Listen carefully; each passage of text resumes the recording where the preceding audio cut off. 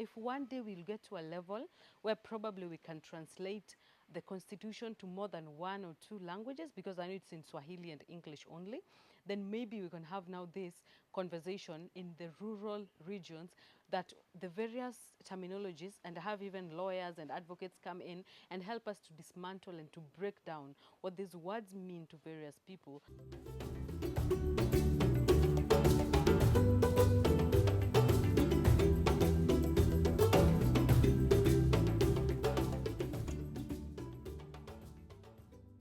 Common human rights grievances have been things like police brutality. Every time after the cycle of violence, we have always had to deal with a lot of people who have either been shot dead by the police, assaulted by the police, detained, illegally detained, arbitrarily arrested. Some of them are even being framed and prosecuted maliciously and even taken to court. The issues that I feel are very close to Siaya County is the recent police brutality and during demonstrations and protests, which are civic rights. So when they find a young person and they try to harass, they try to extort, that young person refuses, they can brutalize. And when we follow up such cases, you find that in most of their reports, they always say that stones were being thrown at them, people were hostile to them. And when you come and investigate, you really come to understand that it was the police who were violating the people in return. We have to have a communal decision on how to deal with these grievances, on how to deal with this cycle of violence. You know, as young people, we have always been branded as violent and rioters. And this has also been used to deny us from participating in and practicing key cardinal rights, like the right to assembly, the right of expression, the right of participation. We would even go into a public participation forum, and by just that fact that you are a young person and you are really trying to express yourself, you'd be branded as violent, and this can be used against you.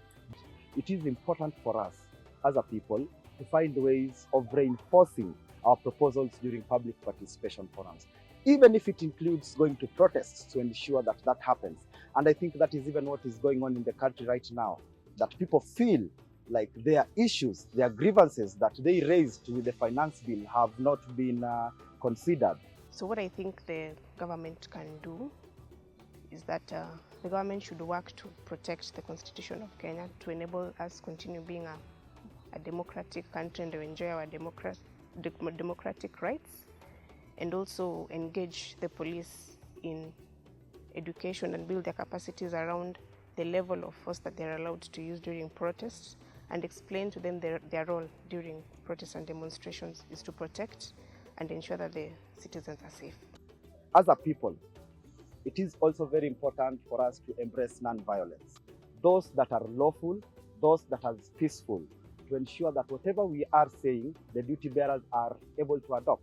Our responsibility now as us. I know many a times we get first into accusing the government, accusing the leaders, saying how they've done this, they haven't done that, they have done that.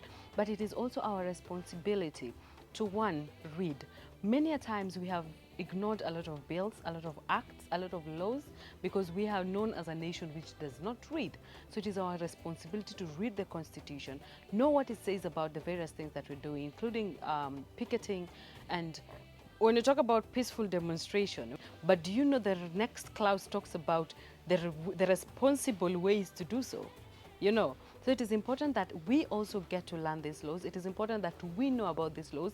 And if one day we'll get to a level where probably we can translate the Constitution to more than 1 or 2 languages, because I know it's in Swahili and English only, then maybe we can have now this conversation in the rural regions, that the various terminologies, and have even lawyers and advocates come in and help us to dismantle and to break down what these words mean to various people. That way we will be able to have conversations with people who actually are knowledgeable of what they are talking about. The civil society must also play along. They must ensure that they are there to speak to government and the duty bearers, to speak to the people and empower them with information, and also to be able to respond to any issue that might arise in any time we have violent confrontations. The government institutions that have been formed, IPOA is very key. because its main role is to oversight the work of the police. If they don't do that work, then the police become rogues. And when the police become rogues, it is the common mwananchi who suffer. The Kenya National Commission of Human Rights has a very important role to play as an institution of government that is tasked to ensure that human rights, the fundamental human rights, are observed by government. They have been rather silent or a bit slow in responding. It is important for them to add their voice into these conversations around people speaking about public order management. And the members of the public, they must embrace active non-violence means. There is enough historical evidence to prove that only active non-violence protests have been successful. Even in areas where we've had very dictatorial leaderships like Sudan and Tunisia, we've always seen that whenever the public embraced active non-violence, then their grievances have been able to be addressed as young people. That is the only way we can ensure that our decisions reach the table, and whatever decision is made also works to our favor.